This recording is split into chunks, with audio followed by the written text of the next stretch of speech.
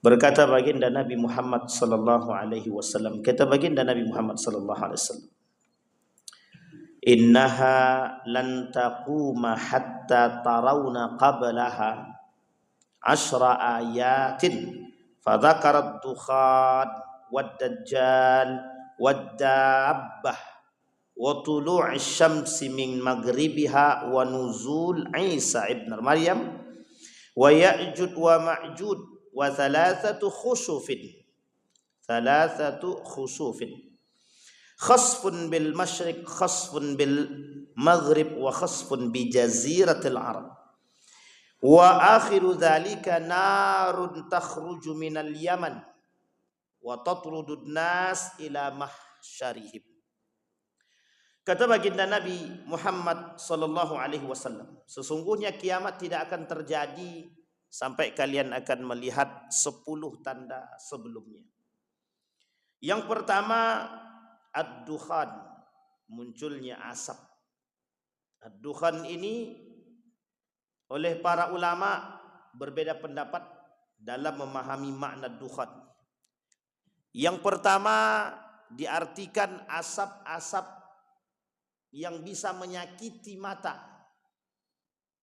Kata mereka itu adalah asap-asap yang hari ini kita lihat sebagai bentuk perperangan dan pertempuran dari bom atom, rudal, dan semacamnya yang menimbulkan asap-asap yang bisa menyebabkan sakit mata.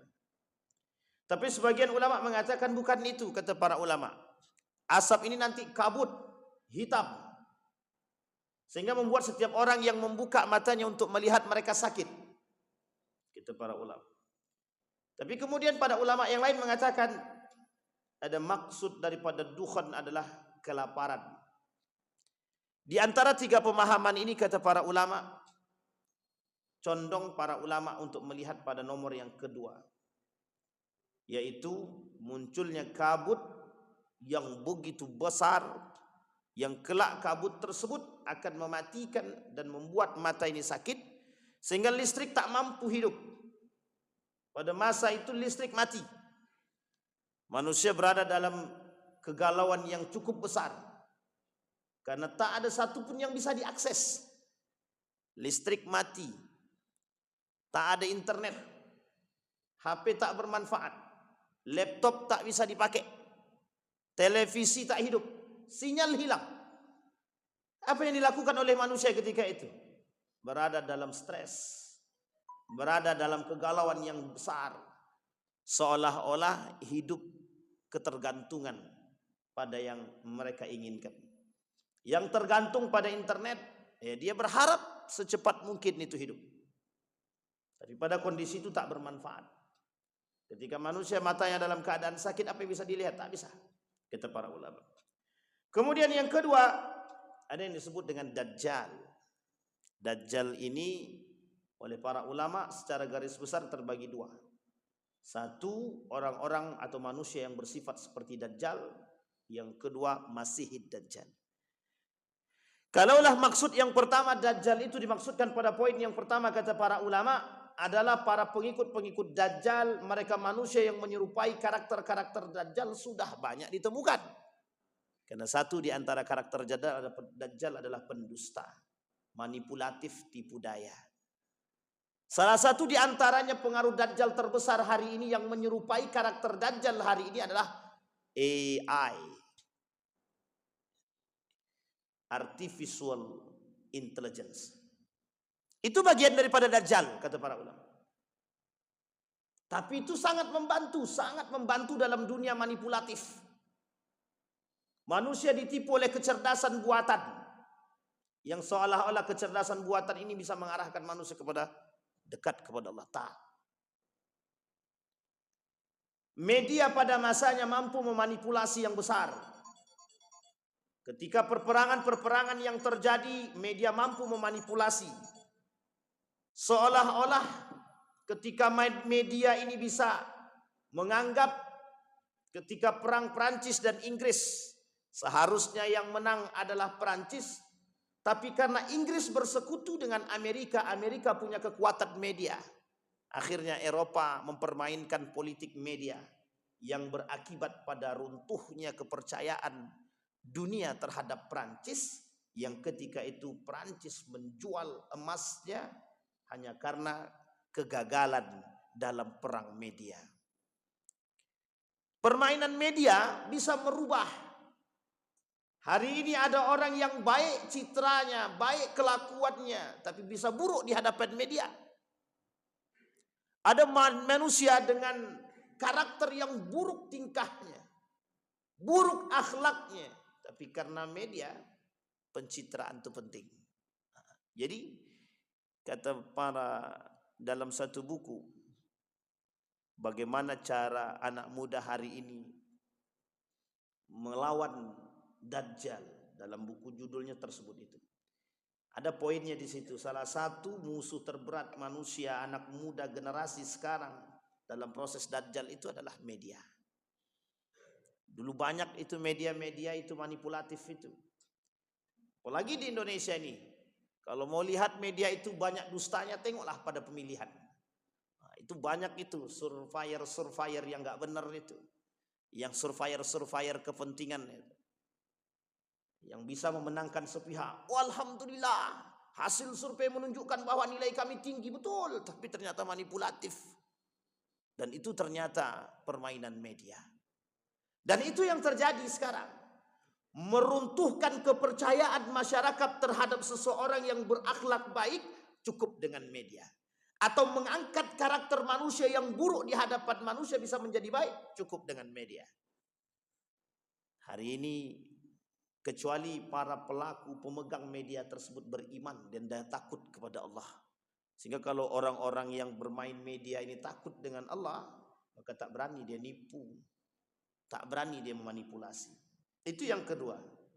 Maka kata Nabi, Dajjal itu terbagi dua. Satu, manusia yang bersifat Dajjal. Yang kedua, Masihid Dajjal.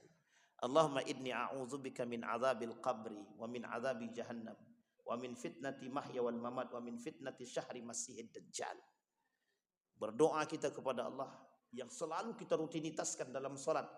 Doa ini dibaca oleh Nabi dan disunnahkan untuk dibaca oleh Nabi ketika sujud terakhir, tahiyat terakhir.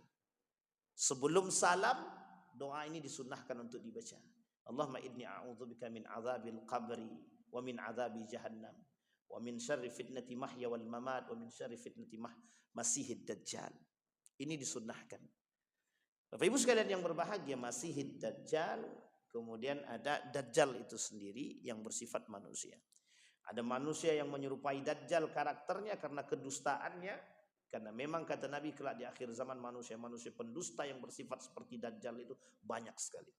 Kita coba nanti bahas satu persatu di waktu yang lain. Kemudian ada yang disebut dengan binatang melata, dabbah. Ulama berbeda pendapat dalam pandangan para ilmiah ketika mencoba mentelaah maksud dabbah, binatang melata. Mereka katakan itu adalah drone-drone yang terbang-terbang hari ini, yang bersifat elektronik, yang bisa memantau dan bisa berbicara. Ada drone yang bisa melihat klasifikasi pribadi seseorang. Bahkan detail CV, kurikulum fiturnya dia hafal. Lahir di mana, anak siapa, kapan ini dan lain sebagainya, apa kesukaannya, bisa. Ada drone, kata mereka, dan bisa berbicara. Dan ini bagian, hanya pandangan para ilmuwan sebagian. Tapi kata para ulama yang dimaksud adalah kelak akan muncul binatang keluar dari perut bumi, fil ardi. Sehingga para ulama berbeda pendapat pada kalimat fil ardi. Ketika ulama mengatakan ketika makna fil ardi itu di perut bumi, maka bisa jadi bersifat binatang yang nanti akan lahir keluar dari perut-perut bumi. Tapi yang kedua kata para ulama, bisa jadi manusia-manusia yang di bumi atau binatang-binatang itu yang menyerupai atau manusia yang berkarakter seperti binatang yang berbicara. Jika karakter manusia seperti binatang dan yang berbicara, mungkin itu manusia. Manusia-manusia yang penuh kezaliman. Tapi yang dimaksud di sini adalah kata para ulama adalah binatang yang keluar dari perut bumi ketika melihat kezaliman dan penyelewengan serta penyimpangan daripada jalan yang benar. Mereka berkata, hei manusia, hai orang-orang beriman, kenapa kalian berpaling daripada Allah? Kembalilah kepada jalan yang benar, kembalilah kepada jalan yang baik. Kata Nabi Asarah, ada 10. Itu binatang melata. Kemudian terbitnya matahari dari barat. Ini kalau sudah terjadi maka kiamat. Turutnya Nabi Isa alaihissalam.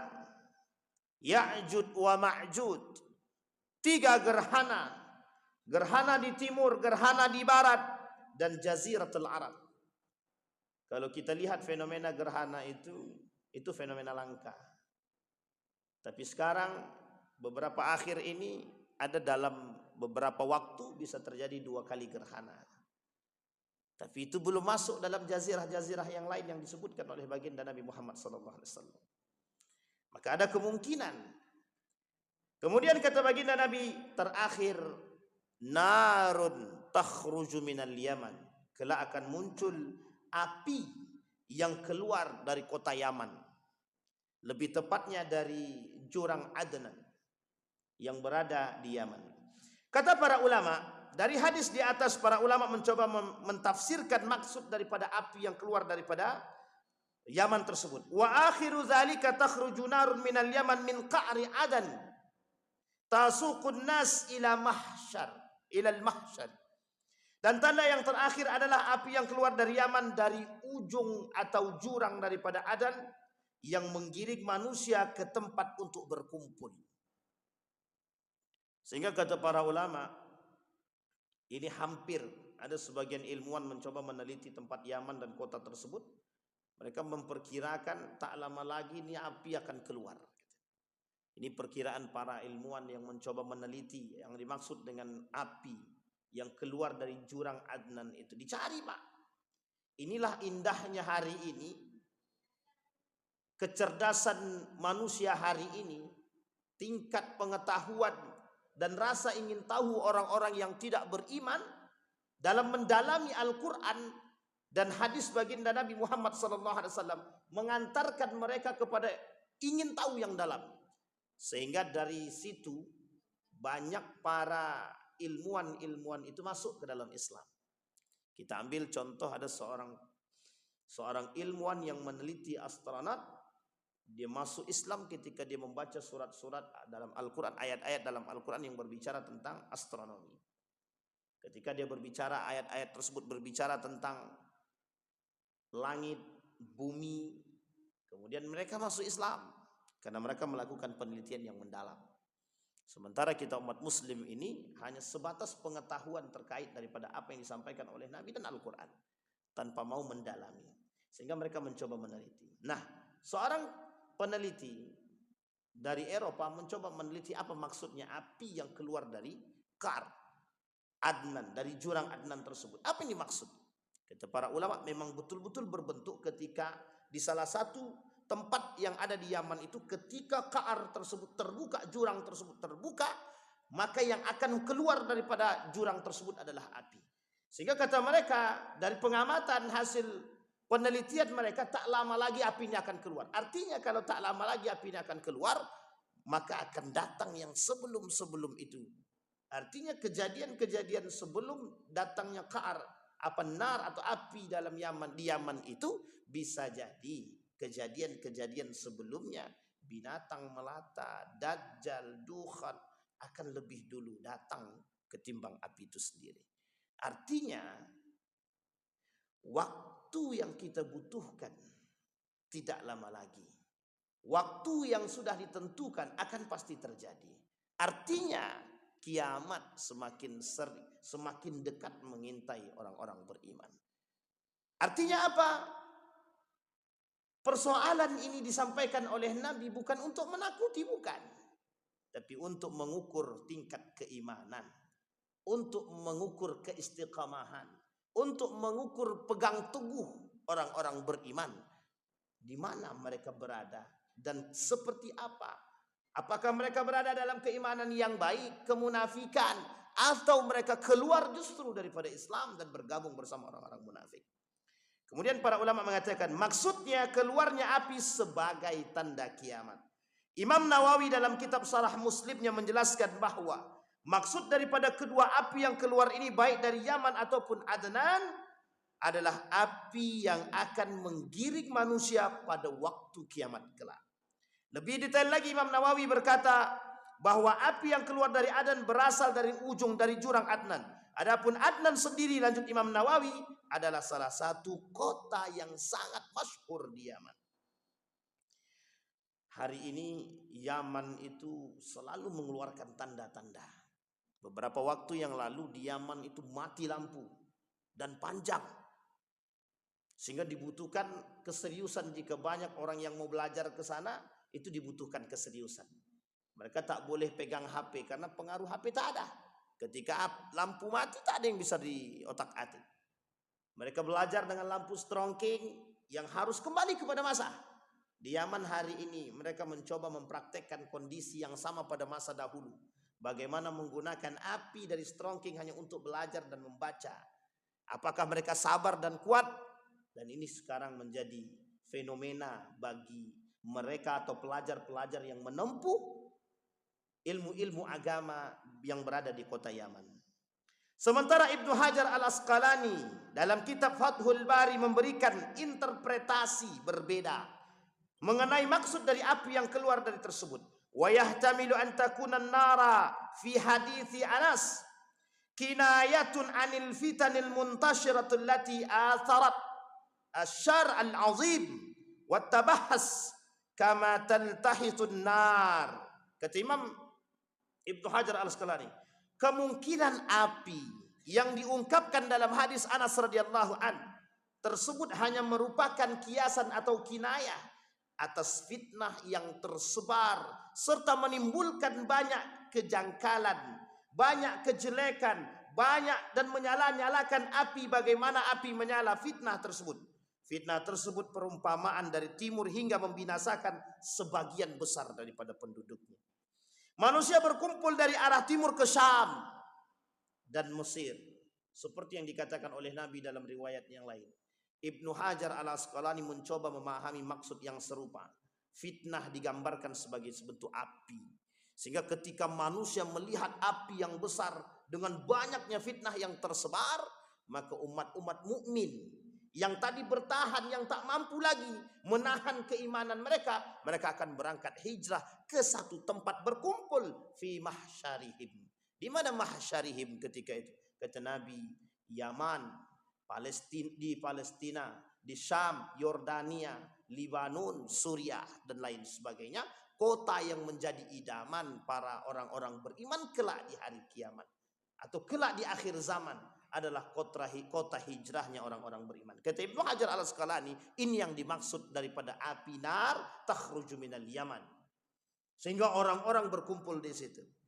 Adapun api yang diungkapkan dalam hadis Huzaifah ibn Asid dan Ibnu Umar, maka api itu adalah api yang sebenarnya yang kelak akan keluar daripada jurang daripada Adnan tersebut.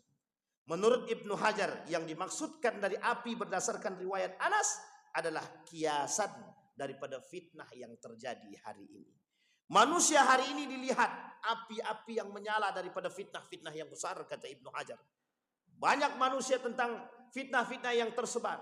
Baik itu fitnah perempuan, fitnah dunia, fitnah harta, fitnah kekuasaan, fitnah apapun yang sekarang tersebar, kata Ibnu Hajar Al-Asqalani, menjadikan manusia yang beriman takut berada di antara fitnah-fitnah tersebut. Sehingga digambarkanlah api yang besar, tak ada satupun manusia yang mau mendekat, sehingga mereka akan menjauh daripada api tersebut. Kalimat menjauh ini dianggap seperti berhijrah dan berkumpul di satu tempat orang-orang yang beriman, yang tak sanggup, bukan yang tidak sanggup, orang-orang beriman yang ingin beruzlah dan selamat daripada fitnah tersebut, kata Ibnu Hajar Al-Asqalani. Bapak Ibu sekalian yang berbahagia, artinya kata para ulama, ketika 10 tanda kiamat itu nampak di hadapan kita, berarti posisi iman dalam diri seseorang akan mengalami 2 hal. Yang pertama, tak lagi bermanfaat iman mereka. Yang kedua, mereka akan kembali kepada kaum kufar seperti orang kufar. Sekalipun mereka mengaku beriman, tapi imannya tak bermanfaat. Mereka menjadi manusia-manusia yang munafik dan mereka berkumpul bersama kaum-kaum kufar. Artinya, suasana dan terasa kedekatan kita dengan hari kiamat seharusnya sikap seorang beriman adalah mereka lebih dekat dengan Allah Subhanahu wa taala, bukan justru semakin jauh daripada Allah. Artinya filterisasi yang akan terus terjadi ketika orang-orang beriman mampu berpegang teguh dengan iman mereka, inilah yang akan terasingkan secara otomatis. Dan orang-orang yang tidak beriman dan munafik dan orang-orang kafir akan berkumpul bersama dengan mereka. Kelak di akhir zaman, yang baik akan berkumpul dengan yang baik, yang munafik akan berkumpul dengan kaum-kaum mereka. Dan inilah kelak salah satu binatang melata yang muncul nanti akan memberikan stempel di keningnya manusia-manusia yang ikut. Ini orang beriman, ini orang kafir, ini orang munafik. Semoga kita termasuk orang-orang yang mempertahankan iman, yang tetap berpegang teguh dengan ahlus sunnah wal jamaah, yang kelak mendapatkan tempat terbaik di sisinya Allah. Amin ya rabbal alamin. Fa'tabiru ya ulil absar la'allakum tuflihun. Assalamualaikum warahmatullahi wabarakatuh.